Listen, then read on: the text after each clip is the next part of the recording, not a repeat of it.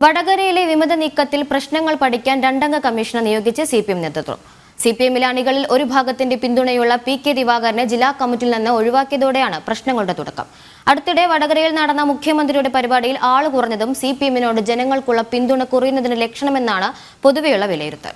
വിമത നീക്കത്തിന്റെ ഭാഗമായി വടകരയിലെ സിപിഎമ്മിൽ നിന്ന് ഒരു വിഭാഗം അണികൾ പാർട്ടി വിടുമെന്ന് ഏറെക്കുറെ ഉറപ്പായതോടെയാണ് സിപിഎം നേതൃത്വം വടകരയിലെ പ്രശ്നങ്ങൾ പഠിച്ച് റിപ്പോർട്ട് നൽകാൻ രണ്ടംഗ കമ്മീഷനെ നിയോഗിച്ചത്.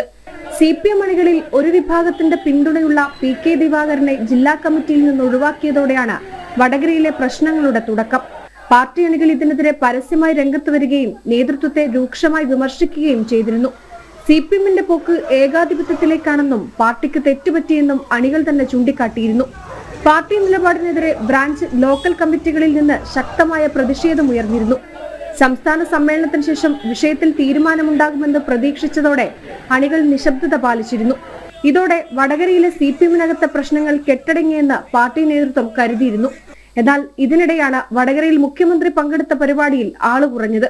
ഇത് വടകരയിലെ പാർട്ടി നേതൃത്വത്തിന്റെ പോരായ്മയായും വിലയിരുത്തപ്പെട്ടു. അതോടെയാണ് വടകരയിലെ പാർട്ടിക്കകത്തെ പ്രശ്നം പഠിക്കാൻ തിരക്കിട്ട നീക്കം പാർട്ടി നേതൃത്വം നടത്തുന്നത്. പ്രശ്നം പരിഹരിച്ചില്ലെങ്കിൽ തദ്ദേശ സ്വയംഭരണ തെരഞ്ഞെടുപ്പിൽ വടകര മേഖലയിൽ പാർട്ടിക്ക് വലിയ തിരിച്ചടി ഉണ്ടാകുമെന്നും വിലയിരുത്തൽ ഉണ്ടായിട്ടുണ്ട്.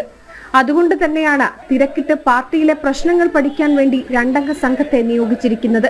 പ്രശ്നങ്ങൾ പഠിച്ച് 15 ദിവസത്തിനകം റിപ്പോർട്ട് സമർപ്പിക്കാനാണ് പാർട്ടി നേതൃത്വത്തിന്റെ തീരുമാനം. ജനം, കോഴിക്കോട്.